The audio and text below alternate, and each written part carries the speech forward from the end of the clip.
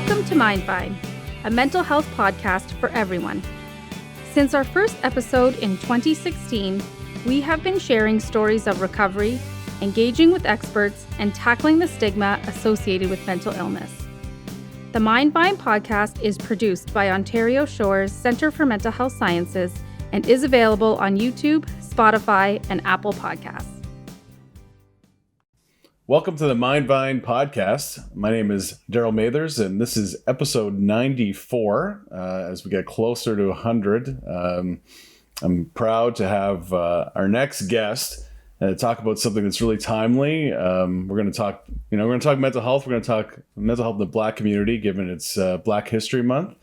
And this guest, he's got a zillion different titles. He's done 2 TED Talks, and he's been on CAMH's 150 difference maker list. He's considered activist, a speaker, mental health advocate, and connection with Ontario Shores from years back. I'd like to welcome Asante Haughton. Welcome, Asante. Hey, it's good to be here. Good to be working with Ontario Shores. Yeah, it's been that's 10 years. Hard to believe. So just to fill people in, yeah. A decade ago, Ontario Shores produced a adolescent mental health documentary featuring the stories of 3 individuals, and you were one of the 3 that were featured in the documentary. And it was a tool that allowed Ontario Shores to go into schools and different settings, community presentations, even film festivals to kind of ignite conversations around mental health. And you were brave enough back then to share your story, and it seems like you've been doing it ever since. So maybe just talk about what you remember from that period of time with the documentary. It was called Three Voices, and you can still find it on the internet and other places. But what do you remember about that time? Oh man, it was such an interesting time in my life because I was just discovering myself. That was one of the first things I actually did in mental health advocacy. So I mean, it was a pretty big thing, but certainly one of the first things I ever did.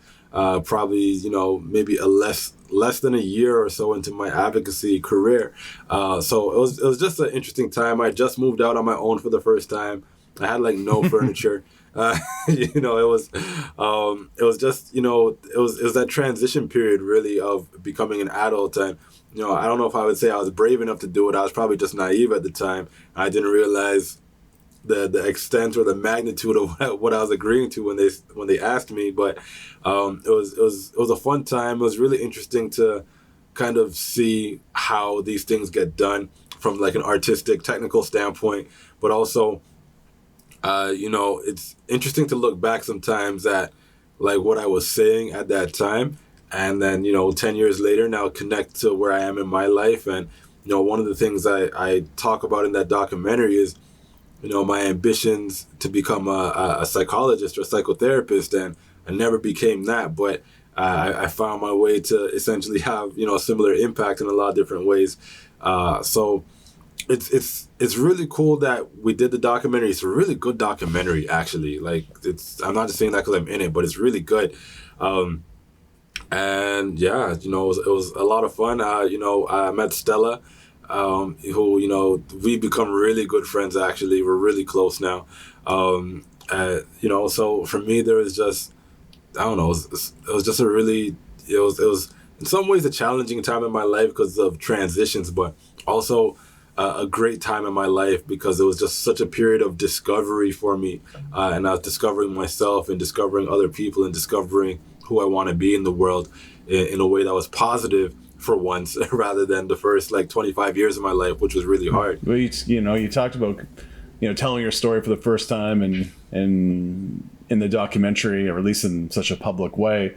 For people who aren't familiar, what is your connection, to mental health, that led to the documentary and other advocacy work?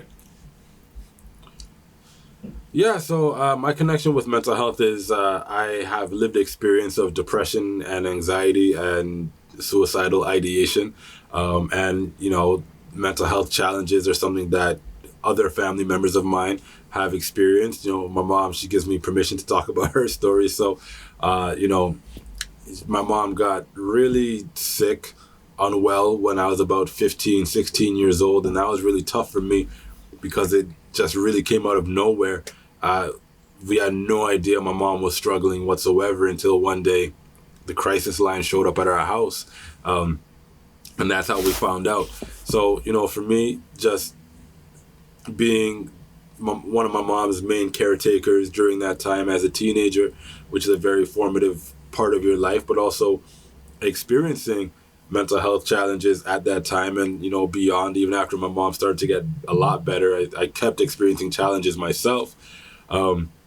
Eventually, I was able to, get some help and also do a lot for myself that was helpful. And of course, getting a job and not being poor anymore helped a lot. But those experiences really motivated me to want to give back and support others because it was a really hard time for me. And I think sometimes that I think about what I needed when I was 16 years old, and I want to be able to provide, not necessarily just what I needed in terms of like services and that stuff, but the understanding of what it's like to go through that at that age. And that's something I'm often trying to do, is trying to get people who I speak to or advocate with to understand the experiences of those who are experiencing, the dark period in their life or the mental health challenge or whatever you want to call it. Because I think that when folks can really sympathize or empathize with that experience, then they're more motivated to take action to make a difference and to make a change. When you talk about, sharing your story and that experience, you hear a lot today about people, like living their truth, right? Like my truth. And essentially, the way I interpret that is like just putting everything out there, right? Like who you are and how you feel and everything like that, which is essentially what you've done. Like you can Google, your name and you're going to find out a lot about you, about, intimate details of your life. Yes. So what's that experience like when everything's out there, your whole truth for the world to see, and you're still living your day-to-day life? I try not to think about it too much because if I do think about it too much, then it becomes scary. I'm naturally actually a private person, so it's really interesting that publicly there's so much about me out there. But for me, that was a conscious choice, and it was a choice that I made because I knew that my experience could be illuminating for others. Or provide hope for others, depending on what side of the coin you're on, whether you're the service user or the service provider, right? So that's the main reason that, I do it. I think stories are really important. I'm a storyteller by nature. I've been consuming stories since I was a little kid through a variety of different mediums. I mean, I read a lot of books, watched a lot of movies, played a lot of video games, et cetera, et cetera. Just consumed a lot of stories. And at first it was just, I like stories when I was a kid, whatever. Then I, started to get to 12, 13, 14 and started to realize I can take things out of these stories that can become life lessons for me. And when I started to engage in stories in that way, they became even more important. And rather than just, reading or playing or watching the story that was fun, I would look for stories that would help me to understand my experience and to help provide me with hope that I can escape whatever challenges I was dealing with and really find a way out. So for me, I want to be able to illuminate other people's stories or to tell my story or, just really do what I can to bring people into the experience of what it's like to go through something challenging because oftentimes, you, me, whoever, we go through a hard time in our life. We tell our friends or our family, we talk about it, and they'll say all the right stuff in the sense of, I'm sorry that happened to you, and, what can I do to help? And those are great things, but there's an extra level that we can get to once we kind of understand, like, this is what somebody was feeling, thinking, experiencing during that time.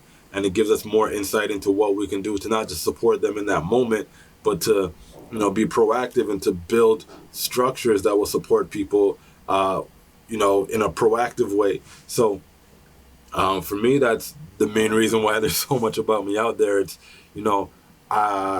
people have been telling me since the very, very, very first time I got up on stage and told my story that my story can be very helpful or very inspirational. So I feel like it's a bit of a duty and a responsibility for me to have my story out there, knowing that it can and has helped so many people.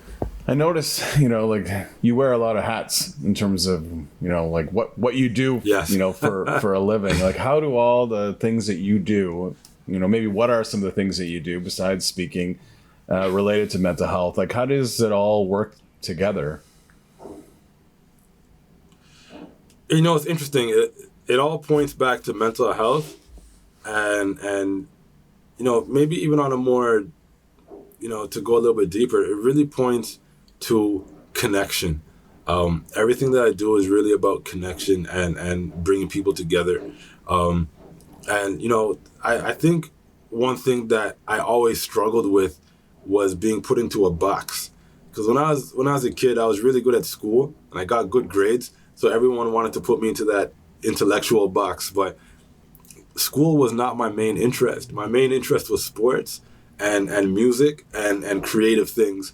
Those were where my interests lied, right? So, as I got older and I had more opportunities to kind of just do some cool stuff, for me, I'm really trying to have fun with my life. It's not just, hey, let me get my 9 to 5 and, that becomes my main role. It's, in my 9 to 5, I train peer supporters, right? But, outside of that, I can co-found an organization and advocate for change in my city, or I can work on, a show called Cypher, where we work with musicians and we, those musicians help to turn real life stories into songs. Or, I write for Inspire Magazine, or now I co-host a podcast for Inspire Magazine, and, talking a lot about youth mental health issues and issues around equity and diversity. So for me, it's just, how do I bring all of my interests? I want to live all of my interests in my life. We only have one life, and I really want to make the most of it. And all of the things that I do are really fun and they're meaningful for me. So if I have the opportunity to do it, and the time, sometimes not all the time, for me it's like, why not? I don't feel like we should limit ourselves to just one thing if we know that we're interested in more than one thing. And so for me, I just wanted to be an example of that. Just to kind of say, hey, I know people wanted to, everyone thought my trajectory would be school, university, master's, PhD, and that would be it. But, I didn't really want to do my master's and PhD. I mean, I dabbled, I kind of, played with the idea for a while, and I realized I didn't want that. And I wasn't investing in it well enough to even achieve it, probably because I didn't want that. I wanted to help people, and I wanted to get on the ground, and I wanted to do it as soon as possible when I was leaving university. I didn't want to wait an extra, 4, 5, 6 years to do that. But, I also grew up as a rapper. Like, I spent a lot of time rapping when I was a kid.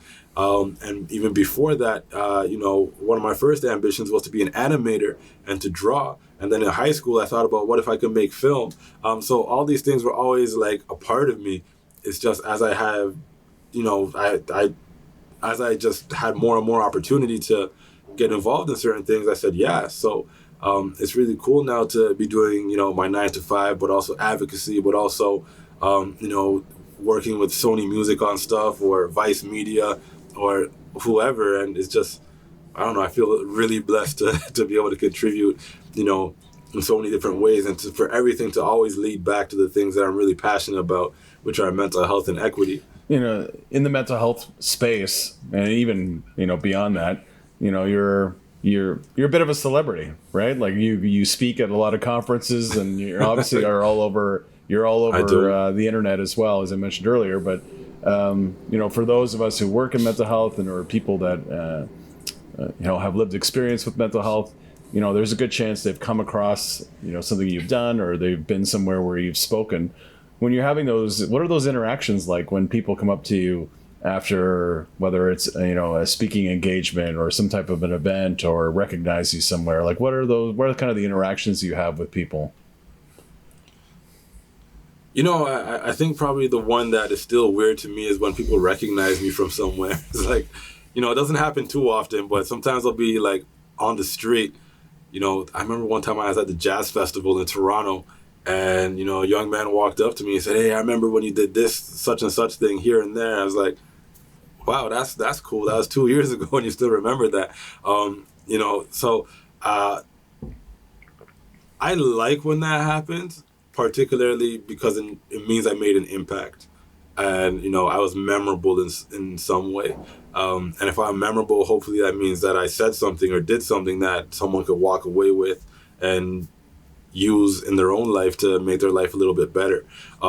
Whenever I do a talk and people come up to me afterward, it's also a little weird for me in the sense that people kind of put you on this pedestal, and sometimes I'm like, am I deserving of that? You know what I mean? But a lot of it is really that I like to diminish power differentials, and a huge part of my message is diminishing power differentials. So it feels weird when people put you on a pedestal and they look at you as different than them fundamentally as a human being, when that's not the case. I just maybe had different opportunities.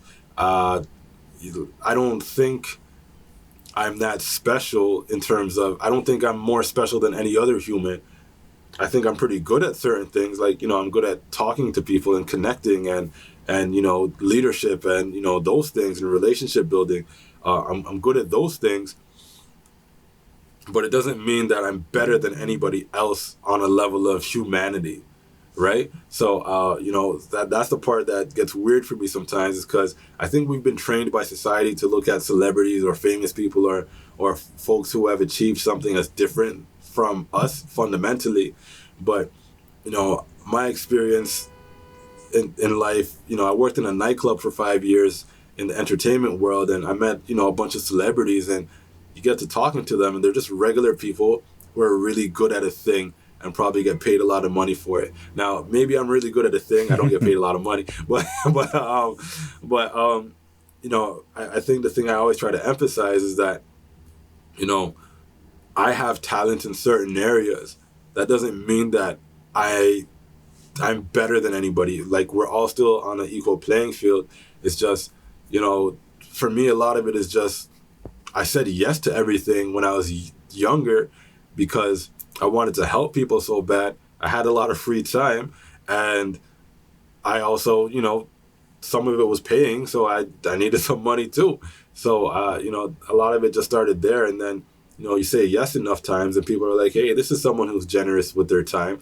They keep approaching you, and, if I have time, I just say yes to things, and I just keep going and kind of see how it all works out. I never really planned to be this person. I always thought that I would leave university and kind of live a quiet life, with my very small circle of friends, and that would be it. But obviously, life has turned out a lot differently for me. I don't I haven't Googled myself in many years, and can't even imagine how many pages are. I mean, I got people around me who do it, who Google me sometimes. They're like, "Hey, you got so many pages." I'm like, "That's cool," but I don't know. I try not to think about that stuff. I try to just think of myself as, a normal human being who's trying to, provide for his family and have fun, with my people, with my friends and stuff like that. That's what it's about for me. A lot of people have been on a mental health journey, whether it's similar to yours or different. One common thing they suggest is that they felt alone when they were going through this, right? Like, if you talk about, about, that time in your life when your mom was ill and you're dealing with your own stuff. And I wonder, I'm guessing that you didn't really see yourself represented in the world in terms of, like, there's a guy who looks like me who has a mental health or, issue, or has depression, has anxiety. And now you're kind of that guy for people, right? Like, so if there's, if somebody's Googling something and they're looking you might be somebody that, that connects with a young person who is going through something similar that you did. And how does that idea that people are looking up to you, young people, and being inspired to reach out for help because of something you've done? I think it's awesome, because that's why that's one of my main reasons for doing this. Is I grew up and I didn't see anybody like me in the mental health space, right? So it was to such an extent that I didn't realize that maybe what I was dealing with, my challenges, were mental health related. I thought maybe it was just teen angst or just something of that nature, self-esteem issues, confidence. And I mean, yeah, overlap with mental health challenges, but I had depression and anxiety pretty bad. And I didn't know anybody who looked like me who was openly talking about it. So, in grade 12, I read this autobiography. It was the autobiography of Antoine Fisher. I think it's called Finding Fish.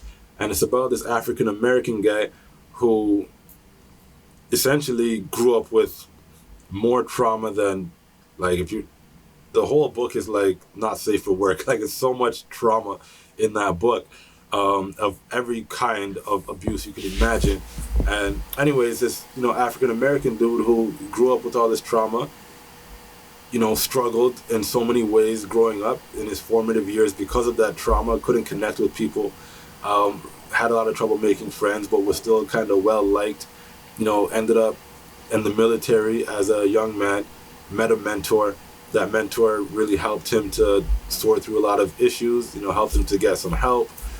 And then after that, kind of had a normal life, except for the fact that he had a movie made about him. But otherwise, just kind of lived a normal existence. And so when I read that book in grade 12, it completely changed what was possible for me. Because here I saw another black man who went through some very difficult things: poverty, trauma, isolation, loneliness, the lack of confidence, all of the things I was experiencing. And he made it out. And he got married and he got a house and just lived a regular life. And, at 17, 18 years old, when I was losing hope, it was that story that gave me hope, right? So now, earlier I was saying that it's a bit of an obligation or a duty for me to be who I am and to represent what I represent. It doesn't feel like an obligation, by the way. I don't mean it in that way, but it's just that I know that the same way Antoine Fisher's story helped me, Asante Haughton's story can help someone else.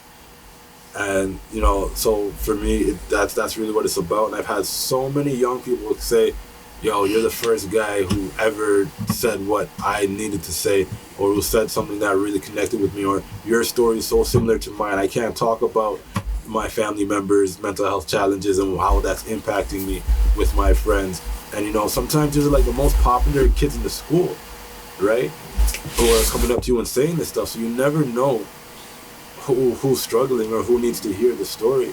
And so, yeah, I might get up in front of 100 people, 500 people, 1,000 people, 2,000 people, whatever it is, tell my story, and, everyone claps. I know that, it's probably going to be some large percentage of people who are going to walk away and say, well, that was nice, but then there's going to be a smaller percentage of people who say, wow, that's going to really help me figure out what I'm going through. And so I just want to be that person for the people who need it. So, the stories are so important for me. And me being a black male, I think I have, a black male with masculine energy, and, someone who's really into sports. And, I'm kind of a guy type, people have called me a bro before, that kind of thing.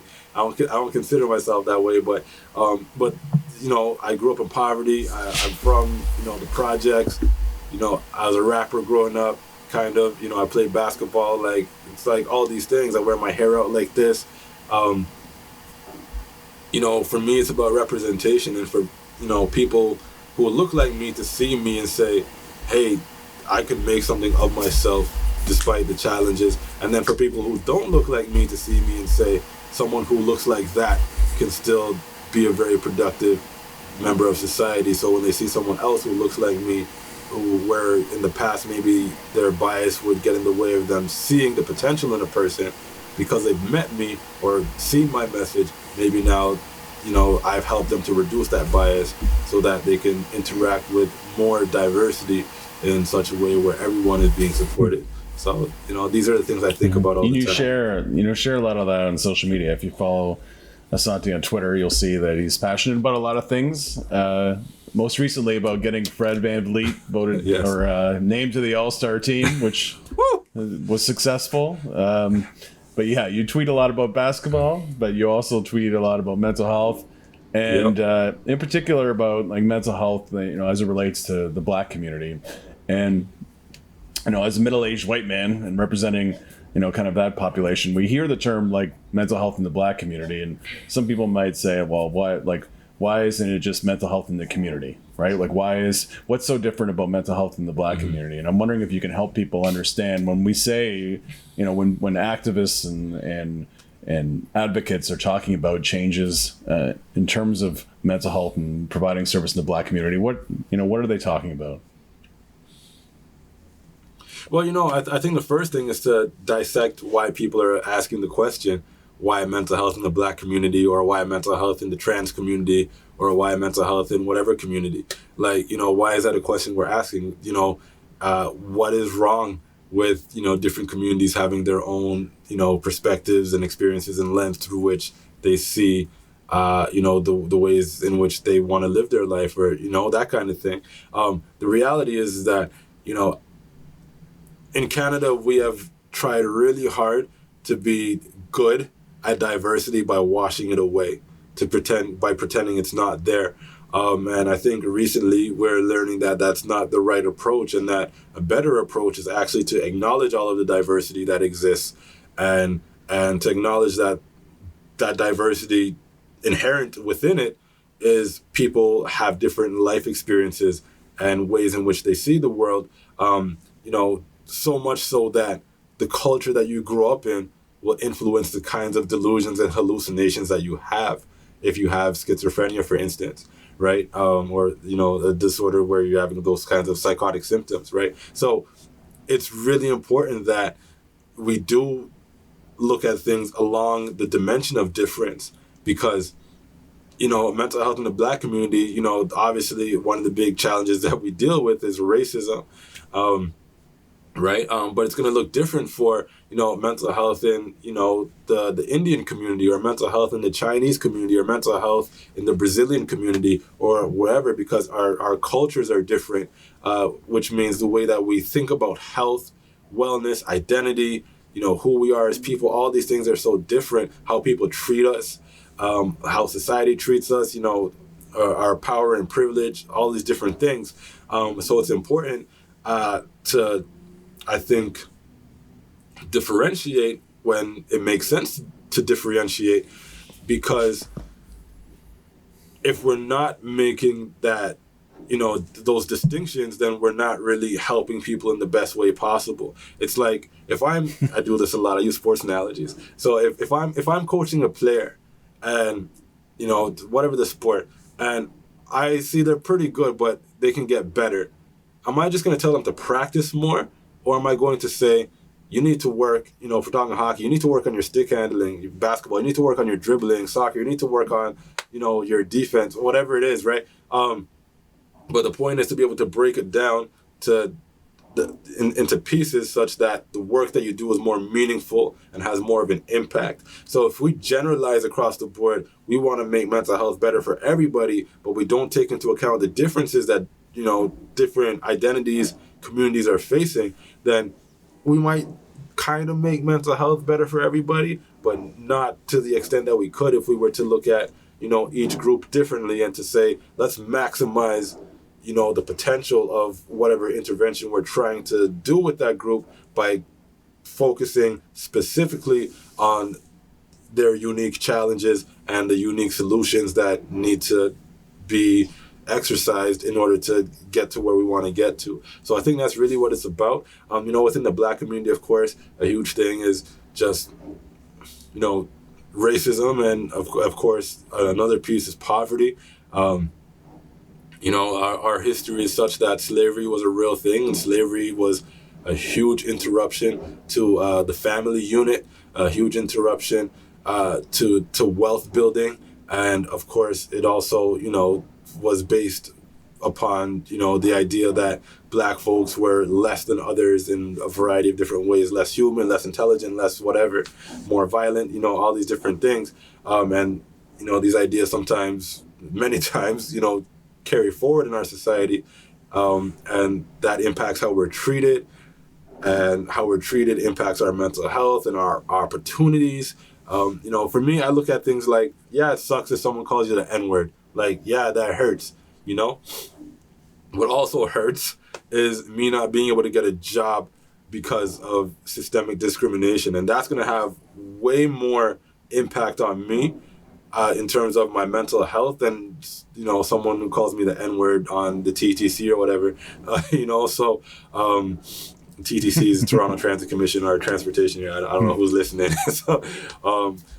So I guess what I'm trying to say is that, it's important to understand what challenges different groups are dealing with so that we can help to mitigate those things, but also develop treatments and interventions that work for the people who are using them.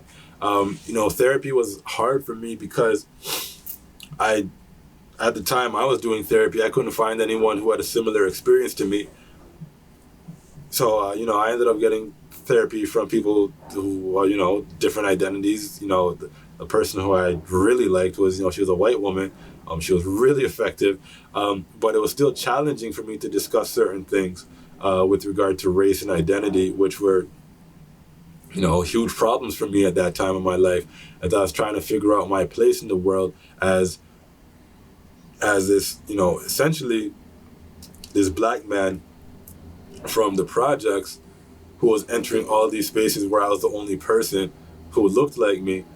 And so, the double-edged sword of that was that I was entering these spaces and I was the only person, I was the only Black man from the projects in these spaces. So people, they treat you differently. Then I was going back home to my own community and I was being treated differently there because I was, putting myself in all these spaces where I was the only Black person, and that there's a stigma with that sometimes, within our own community, right? So it was really challenging for me to learn how to navigate who I am while trying to balance out the different worlds I was living in and the ways in which I was being treated in those different worlds. So that's kind of an example of why that the diversity piece is important, because the general therapy gave me a lot of tools and a lot of stuff, but after I ended therapy I still had to work through all that other stuff, mostly on my own, or with mentors and other folks who I found along my journey who really helped me to deal with the identity. Yeah, as you're explaining that, lots of things are going through my head, but I just think about when you have a physical health injury, so you have a broken leg or broken arm, you might you go to the doctors, go to the hospital, whatever, there's certain fixes for it. You don't necessarily have to be comfortable to have a cast put on your leg or your arm.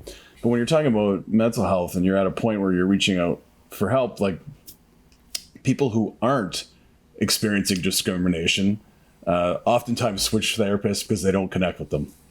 Or they go through different treatments because they're trying to find the right one, and that's without discrimination. Then you add on layers where somebody is in dire need of help and reaching out for help, but they're not in a culturally sensitive environment. It just seems like an insurmountable barrier, to receiving mental health care. Yeah, it's really hard. And that's a huge barrier for a lot of folks who are not white in Canada trying to access the mental health system, or folks who are not heterosexual trying to access the mental health system, or not cisgendered, or what have you. Anything that's deemed outside of the norm, I think makes it a lot more challenging for folks who live outside of the quote unquote norm to access the mental health system. So, I think there's a shift happening. I see it. My LinkedIn is just filled with Black therapists. Like, I love it. And for me, when I was growing up, I just didn't. For me, Black therapists just didn't exist. Maybe they were out there and I didn't know, but I actually think that there's been a huge influx in the last 5 or 10 years. Primarily, probably because there's a lot of us who kind of went through the same thing, where we went through things, and or a family member went through something, and there was no one around who looked like us, who could understand our story, who could help us. And I think that's the important piece I want to highlight too. It's not just do we share the same skin tone or the same nationality. It's really about stories. And so there are people I've met who are from a different culture and background from me, but we share very similar stories, so we connect super, super tightly, right? And then there are people who, come from, the same nationality as me, same skin color, but we don't connect because our stories are so divergent. They grew up middle class, upper class, and I grew up poor. And because of that, we just, we perceive the world differently, right? So I think we have to think in a bit of a more nuanced way, not just say, let's just hire any Black person. It's like, rather than that, it's like, who is your population? I work in a project called the Community Healing Project. And what we do is we work with young people from Toronto, from neighborhoods where there's a higher incidence of community violence, and we support them through the trauma, the impact of community violence, which is trauma, and the large majority of these young people are people of color. But that doesn't mean that we just hire anybody who's a person of color who wants to do this job, who has a social work degree, right? We hire people whose lived experience is similar to the lived experience of the young people we're serving. So essentially what that means is, probably a person of color, not always, to be honest, but, probably a person of color. But more importantly, someone who has experienced community violence, right? Because that's who we're working with. Just with it being Black History Month, and you see a lot of things on social media. I'm not sure if you've had, just given your prominence, if you've had more requests to kind of talk about mental health in the Black community because it's February. But as we move through the month, and I think the last couple February since George Floyd, I've really noticed a difference in the kind of the conversation and where it's going, and obviously what's going on in the Indigenous communities. Like, it really feels like things are changing, or at least the conversation is. From your perspective as a Black man, a mental health advocate, what is your hope, for Black History Month? What do you hope that, is being discussed? What do you hope that people take from it? And what do you hope, come March, what do people, continue to talk about? For me, my hope has always been that we don't need Black History Month anymore, because we're so well integrated into society just on a day-to-day basis, and our stories and experiences are respected and given enough voice, and we're perceptible to others in a way that we haven't been, and we're working toward now. That's my dream, really, is that we don't need a Black History Month anymore, because we're just history. We're a part of it. We're included. We're not just like included in the sense of let's tell the stories, but like included in society in a meaningful way, where you walk into a boardroom and your expectation isn't that you're only going to see a white male at the head of the table, right? It's like, that's the kind of change I hope to see. But generally speaking, You know what's been really interesting about the George Floyd moment, and you know I've probably posted about this many times on social media and talked about it all over the place wherever people let me talk about things. But there's been a noticeable jump in my career after George Floyd was murdered. And I don't think I'm working any harder. In fact, I'm probably working less hard, you know. But now that Black people are being seen and valued, all of a sudden my income is like, you know, what I used to charge for a talk is a lot less than what I charge for a talk now. And nobody is asking me to negotiate now. And people used to ask me to negotiate all the time, you know, when I would charge a lot less, like a lot less than I do now. Now people are like, yeah, well, you know, give you the money. But it's not about the money, but well, sometimes it is good. We talk about building wealth and opportunity. So sometimes it is about the money. Well, sometimes, not to cut you off, but like money's an indicator of equality and equity, right? Like, there it is. There it is. And not just how much you have, but the opportunity to make it, right? So, you know, for me, as you know, what I hope from Black History Month is that, you know, we stop talking about only, you know, inventors and Harriet Tubman and the Underground Railroad. Like, there's so much more to Black history and Black people than slavery and what we've invented, you know. And slavery is a very important story that we need to tell more in a much more nuanced way, and to really not just talk about slavery in the sense of Black people were enslaved, but I think it's really important that people understand and know the horrors of slavery and the things that happened, because I don't think people really get it. And I can mention some things now, but I won't, because I don't want to trigger anybody. But if you really read the history and read the accounts of the ways in which slaves were treated, it's hard to fathom how people could even imagine such acts of violence. It's just ridiculous, right? So, and I think that's, you know, the part of the slavery conversation that's missing, or the part around, you know, the damage was not just the physical violence, but taking cultures away, taking languages away. It's like you have left an entire, you know, group of people you have brought forcibly from their homeland and essentially said, be like us, but don't be like us at the same time. And, you know, there's no cultural anchor there except what had to be created from scratch, you know, by the folks who are resilient or lucky enough to survive. You know, so, you know, for me, you know, it really hit me back when, you know, all these like Ancestry.com things were coming out.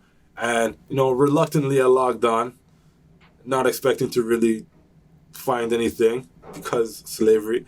And then I log on, and of course, you know, I put in all my information, and they can't trace my family tree back. You know, my family tree, as far as I know, goes back 4 generations, and that's it, you know. And, you know, that last generation was my great-grandmother, who was a slave. You know, so it's like, this stuff is not that far away from us, you know, and there's such a tremendous impact, and that impact is loss of history and loss of culture. And when you lose history and culture, you lose yourself. And now we're in this fight to, you know, to kind of reintegrate not only with ourselves, but within society in such a way that, you know, we have real meaningful inclusion. So I just really want people to walk away from this month and to know that the stories are a lot deeper than the ones that are currently being told, and to really invest in knowing the history of Black folks, but all people, because it's really important for us to know those things so that we can build a really inclusive society. Well, I mean, you know, raise a number of points. It's really remarkable, you know, how far we've come just in a short period of time in terms of opening those doors, but also like just scratching the surface of generational trauma and other topics that we just haven't gotten to yet, right? We still have to get there. So people like you're helping start and keep those conversations going, and we appreciate you taking time today and talking about all these different subjects. It's great to catch up with you all these years later, and we're glad you're doing great. Yeah, man. Thank you. I'm really happy that we had this conversation. I feel like maybe there's more to talk about. So, if you'll have me back, I'd love to come back. Well, take care and go Raptors. Begins and ends with